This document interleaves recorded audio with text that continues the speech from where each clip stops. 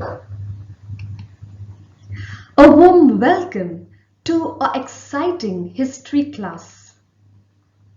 Hello students, I am Sister Flavia Fernandes, a trainee teacher from Arihant College of Education. I am extremely happy and excited to conduct this video lesson to you. I am also grateful to St. Joseph High School, Goldpuri for giving me this opportunity to teach in your school. Now, I will show you some pictures. Please observe them carefully. What do you think these pictures are related to? I'm sure the answer in your mind is agriculture. That's right. These pictures are related to agriculture. Now students, look at these pictures. What do you see in these pictures? Well, you see hens, eggs, goats, cows and sheep. What do you think these pictures are related to?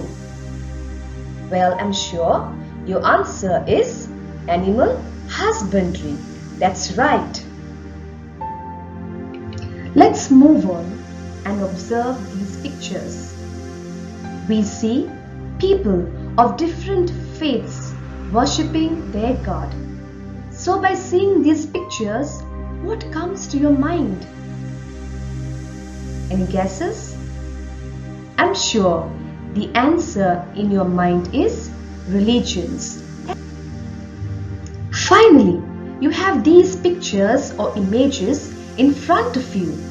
So what do you see in these pictures? Well, you see different political leaders. I'm sure the answer in your mind is, any guesses? Politics. Fantastic! You were extremely fabulous in guessing the right answers. So dear students, these pictures and these topics, namely agriculture, animal husbandry, religions, politics, they tell us about the modern times. But today, we shall study about these topics based on the life of the Vedic people in the continuation of our history chapter, the Vedic Civilization.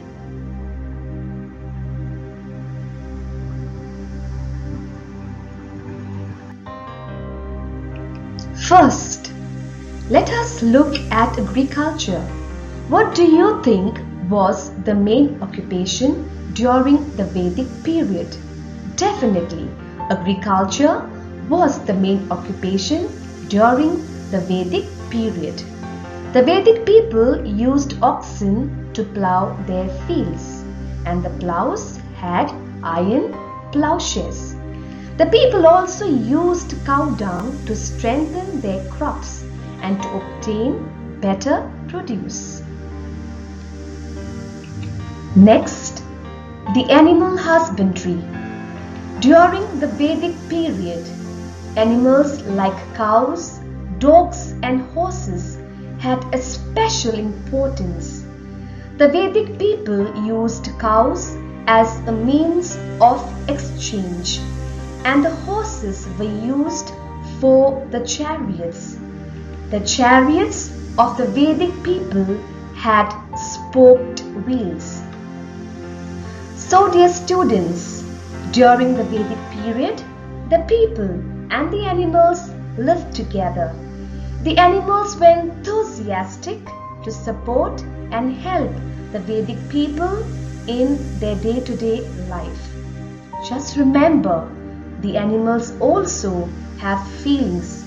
It is important that we show our love and affection to all the animals, especially our pet animals, and never hurt animals, kick them, beat them or throw stones at them, but always show your love and affection towards them, because they too are the creation of God. Let's move on to the economic life. In this period, apart from agriculture and animal husbandry, various other occupations came into existence. Artisans and people practicing other occupations were an important part of the social system. They formed the independent organizations known as shrenis or guilds, and the head of the guilds was known as Shreshti. So dear students, you see, the people used all their talents and their gifts and contributed towards the economic life during that period. Remember, we too have many gifts and talents. Don't keep them hiding. Please use them so that the more you use, the better you become, and then you can serve the society. During the Vedic period, there were 4 Varnas, namely Brahmin, Kshatriya, Vaishya and Shudra. The Varnas were determined by the occupation of the peoples. During the later period, they were determined on the basis of birth. This gave rise to caste system. Brahmins were the priests and academic scholars. Kshatriyas were the rulers, administrators and warriors. Vaishyas were the artisans, tradesmen, farmers and merchants. Shudras were the manual laborers. Dalits were the untouchables and street cleaners. So dear students, we see that during the Vedic period, the society was divided on the basis of caste system.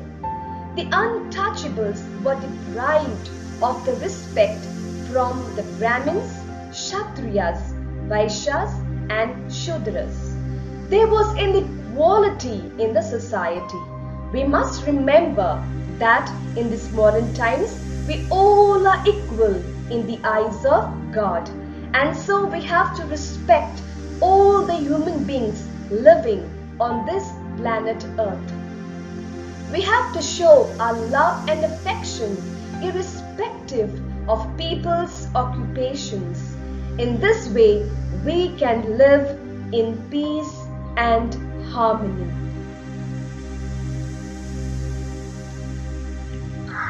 The Vedic people had a unique notion about leading an ideal life. They followed 4 ashramas, namely Brahmacharya ashrama, or a period of staying with a guru to learn from him. Second, Grihastha ashrama. In this stage, the man had to take up his household responsibilities and accomplish it with the help of his wife. Third, Vanasprastha ashrama. In this stage, the man had to detach himself from all his duties and retire to a lonely or a solitary place. The last was Sannyas ashrama.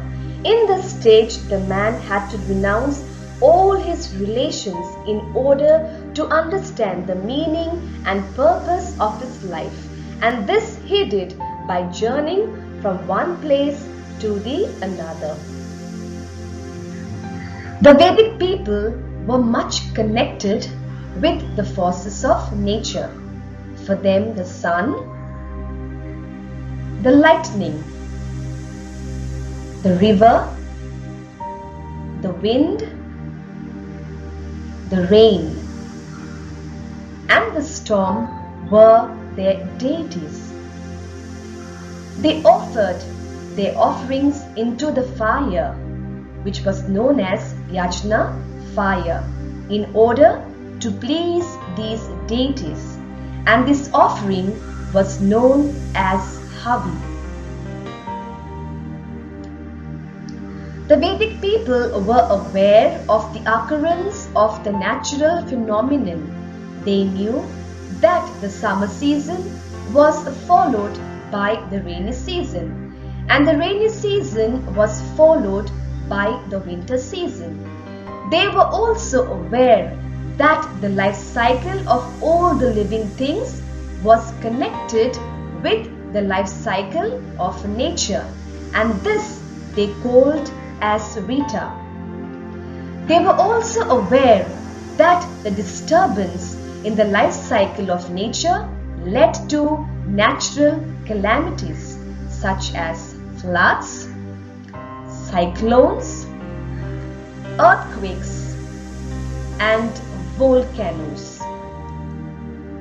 So dear students, you have seen how the Vedic people respected the laws of nature.